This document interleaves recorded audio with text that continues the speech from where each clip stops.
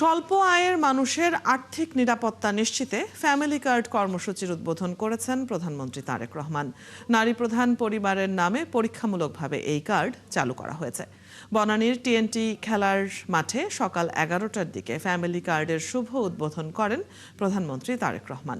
পরে তালিকায় থাকা নারীদের হাতে ফ্যামিলি কার্ড তুলে দেন প্রধানমন্ত্রী। এ সময় তার সঙ্গে ছিলেন সহধর্মিণী ডাক্তার জুবায়দা রহমান, আরও ছিলেন সমাজ কল্যাণ মন্ত্রী ডাক্তার AZM জাহিদ হোসেন সহ সংশ্লিষ্ট সদস্যরা। সারা দেশে 37,567টি নারী প্রধান পরিবার এই কার্ডের প্রতি মাসে 2,500 টাকা করে পাবেন।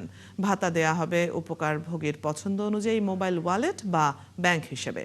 নির্বাচনী প্রতিশ্রুতির অংশ হিসেবে প্রাথমিকভাবে দেশের 14 উপজেলার একটি করে ওয়ার্ডে এই ফ্যামিলি কার্ড দেয়া হবে।